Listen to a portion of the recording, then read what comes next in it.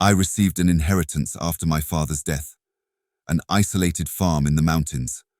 While exploring the old property, I found a diary filled with disturbing notes and cursed secrets. Something terrible haunts the farm. This is my story.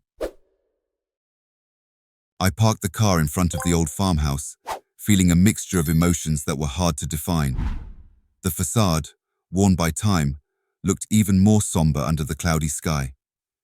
At 28 years old, I was returning to the place after my father's death.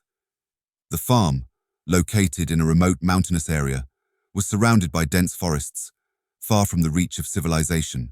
My relationship with my father was never close. There was always an emotional and physical distance between us.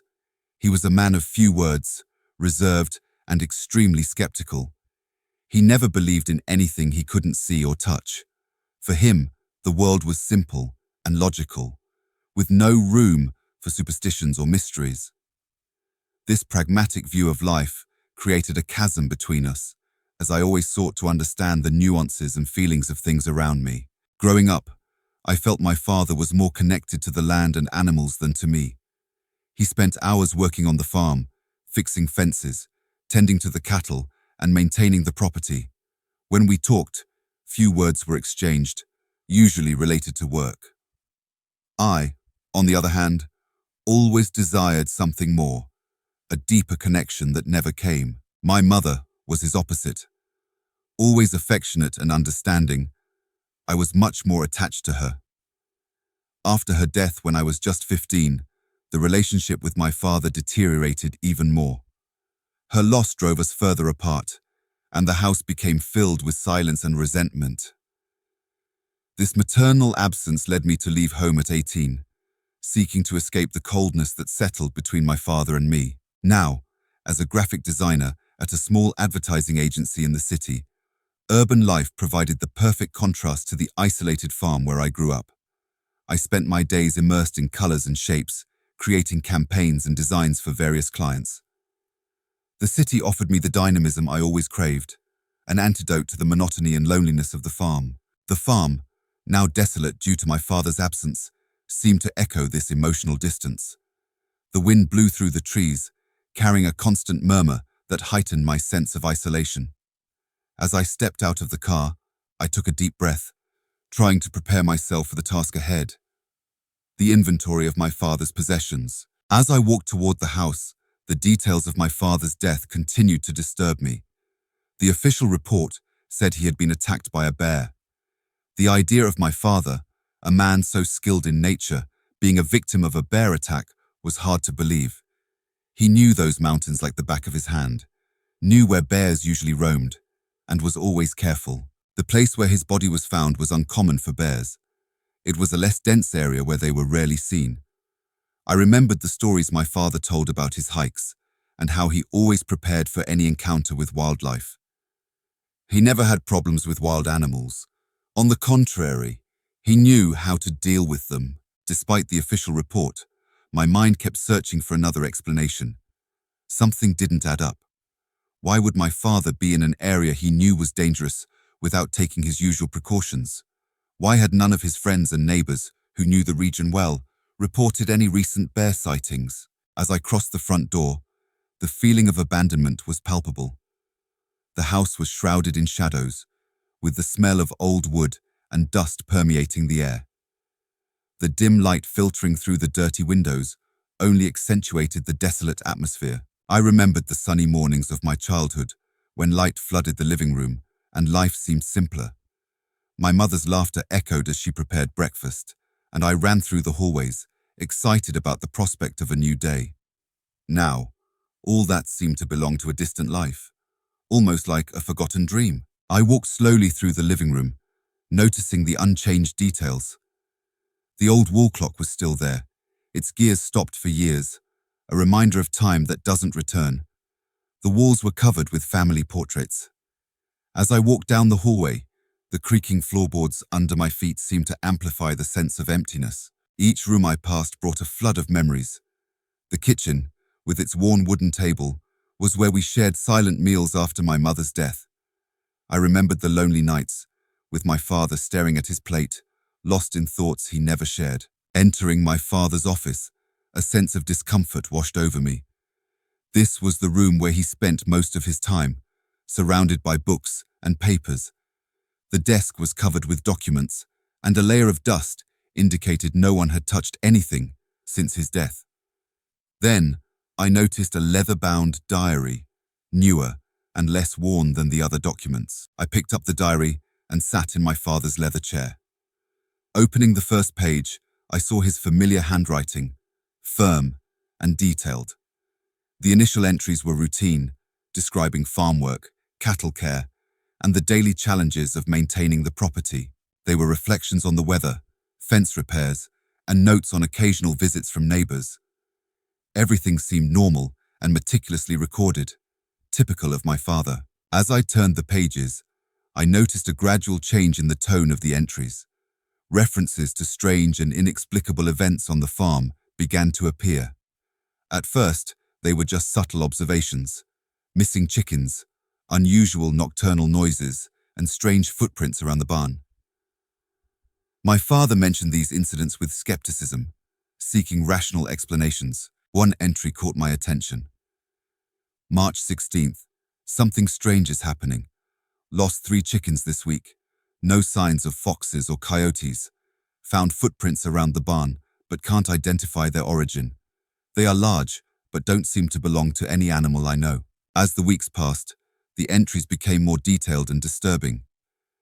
He described finding animals dead in bizarre ways, with wounds that didn't match common predator attacks.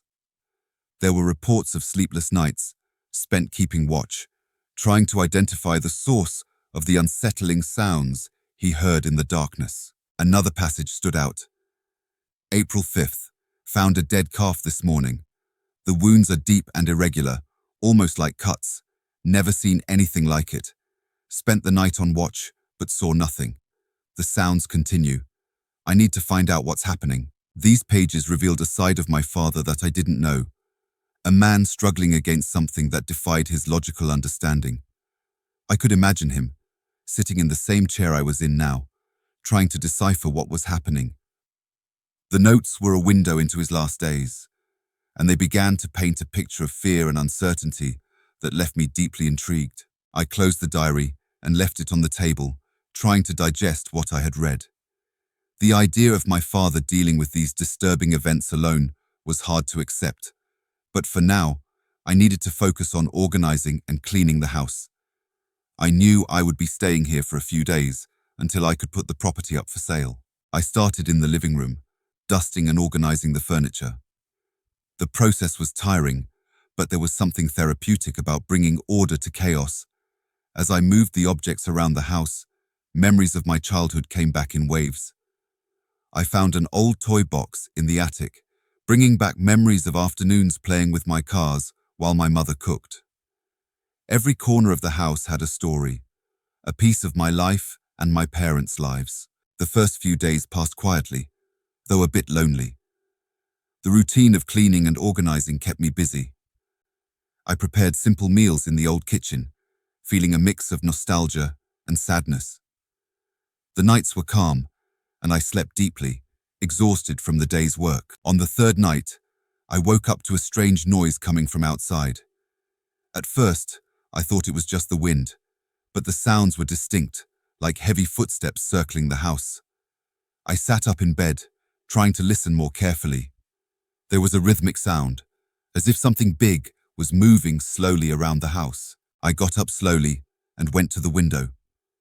The night was dark, and the only light came from the full moon, casting long, sinister shadows across the yard. I peeked through the curtain, but saw nothing beyond the trees swaying gently in the wind. The sound, however, continued. I decided to grab a flashlight and go out to investigate. I walked to the back door, trying to make as little noise as possible. As I opened the door, the cold night air enveloped me, heightening my sense of unease. I turned on the flashlight and swept the light in all directions. For a moment, everything seemed calm, but then I heard a noise coming from the barn. Approaching cautiously, I saw that the barn door was ajar, swaying slightly. Something or someone had been there. My heart began to beat faster as I approached. I pushed the door open slowly and illuminated the interior. Everything seemed normal at first glance, but then I noticed footprints on the dirt floor. They were large and irregular, clearly from some animal, but I didn't have my father's knowledge to identify what creature they belonged to. A wave of dread washed over me. Not knowing what to think, I quickly returned to the house, locking the door behind me. The sound stopped, and the quiet of the night returned. I tried to calm myself, telling myself that perhaps I was overreacting. Finally, after a while, I managed to fall asleep again, but the feeling that something was wrong persisted in my mind. The next morning, I woke up with the first rays of the sun entering through the window. The incident from the previous night was still fresh in my mind, but I needed to stay calm and continue with my tasks.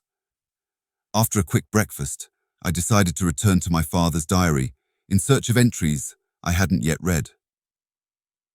There was something in that notebook that seemed to hold the answers to the mystery surrounding his death. I sat back in the leather chair, the diary firm in my hands.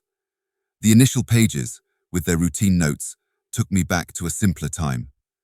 However, as I went on, the entries became darker and more disturbing. Finally, I reached a new page that I hadn't read before. My father's words were written with an urgency I hadn't noticed before. April 12th. I saw the creature for the first time. I don't know how to describe the horror I felt. It was a thing made up of parts of various animals stitched together, like an abomination against nature. Its claws were long and sharp, and its skin was a filthy, malodorous patchwork. It was about 2 meters tall and exuded a putrid odor, like rotting flesh. He was clearly disturbed by what he saw. I continued reading, trying to learn more about this creature. April 14th, spent the night on watch, armed with the shotgun. The creature returned, moving silently around the farm. I could see it more closely this time. The stitches that joined the different parts of its body were rough, but incredibly effective. It was as if someone or something had done this on purpose. I can't find any logical explanation.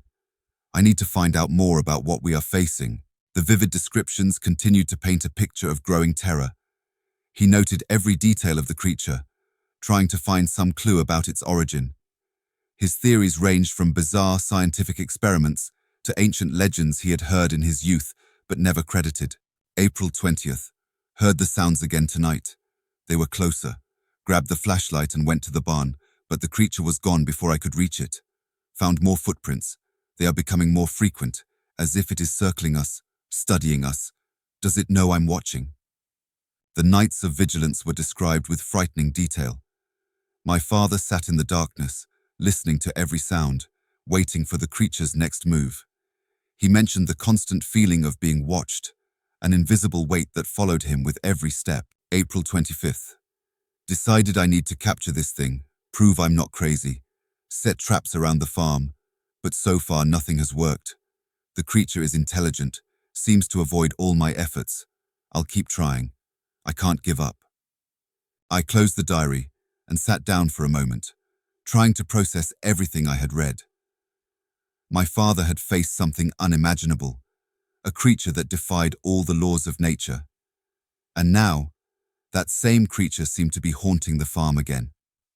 In shock, my first impulse was to seek help. I grabbed my phone and tried to call the police, but the distance and isolation of the place meant that any assistance would take hours to arrive. Besides, the signals for communication with the outside world were very weak. After several frustrating attempts to get a stable connection, I realized I was on my own. The feeling of isolation was overwhelming. I needed to stay calm and think rationally. I decided to go out and check the events of the previous night more thoroughly. I needed to see with my own eyes the physical signs that corroborated my father's diary descriptions. I put on a heavy coat and walked out the back door, the cold morning air immediately enveloping me. The sun was just beginning to rise, casting a faint light over the landscape. I walked slowly to the barn where I'd found the footprints the night before. With each step, worry and caution grew. Upon reaching the barn, I examined the ground more carefully. The footprints were still there, large and irregular, clearly from some animal, but nothing I could identify. My father's description of the creature made from parts of animals stitched together echoed in my mind. I approached the footprints and noticed something I hadn't seen before. Dark hairs caught on a wooden splinter at the barn's entrance. I carefully picked up the hairs, feeling a wave of repulsion as I touched them. They were coarse and had a strong, unpleasant smell. It was more evidence that something truly bizarre was happening here. I continued to explore the area around the barn, looking for more clues. I found several trees with deep claw marks, as if the creature had tried to climb them or used them to sharpen its claws. What scared me the most was the constant presence of signs of the creature around the property. The footprints showed that it was circling the area, as if studying every detail. My father had mentioned in the diary that the creature seemed to know it was being watched, and that idea deeply disturbed me. I returned to the house, trying to organize my thoughts. I needed to decide what to do next. The evidence was mounting, confirming the diary's accounts. I needed a plan, something that would allow me to face this unknown threat. I looked at the shotgun my father kept hanging on the wall. Maybe it was time to arm myself and prepare for a long night of vigilance, just as he had done. I sat down at the kitchen table again, looking at the diary.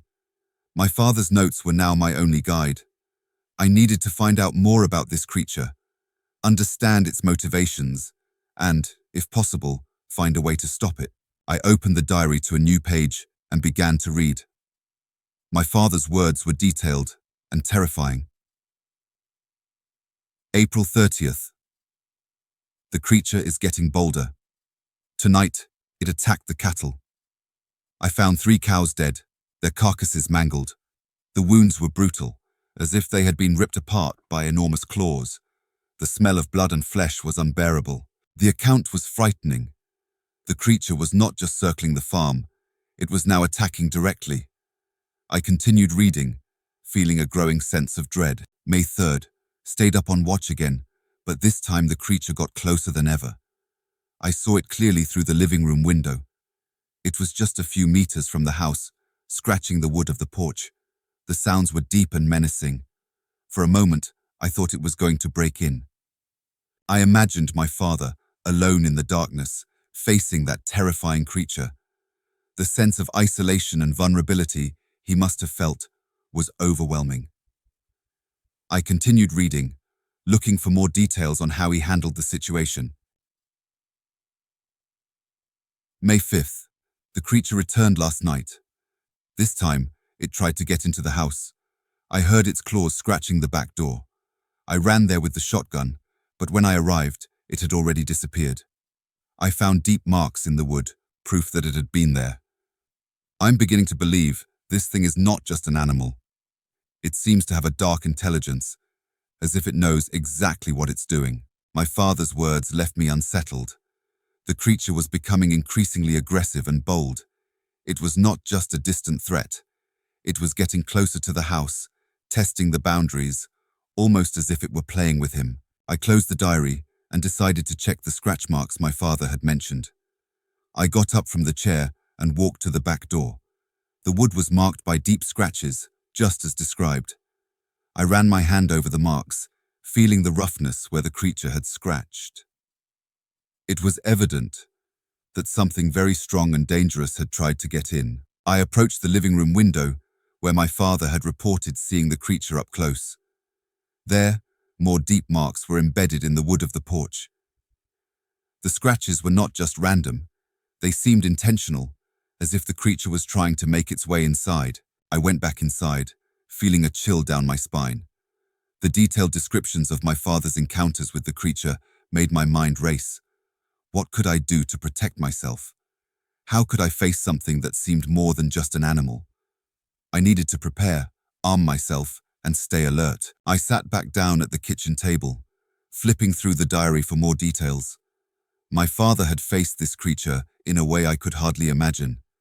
I found a new entry that seemed particularly important. May 10th. The creature returned tonight. This time, I was ready for a direct confrontation. I heard it approaching, and went out with the shotgun, determined to end this once and for all. I fired 3 times, and the shots hit it squarely. The creature fled, but I was certain the wounds were serious. I continued reading to understand what happened next. May 12th. To my total astonishment, the creature appeared again. I thought the last shots had killed it, but that was not the case. Tonight, I managed to hit it again, but the shots I fired 2 days ago seem to have vanished. I hope these have more effect. Once again, after being hit, the creature ran into the forest. My father was clearly fighting something sinister, perhaps supernatural, that neither he nor I had any idea what it was. In a new entry, my father wrote, May 15th. I'm exhausted. I've spent the last few nights trying to protect what's left of the cattle and the farm, but it seems useless. The creature always returns. It seems to regenerate from the shots I fire and hit it with. I feel like I'm fighting something indestructible. My sanity is starting to wear thin, and my body is collapsing from the sleepless nights. My father's descriptions painted a picture of a man on the brink of exhaustion. He was waging a war against a force that couldn't be defeated, a battle that was slowly destroying his mind and body. May 20th. After a few days without appearing, I thought I might have killed it, but it returned last night.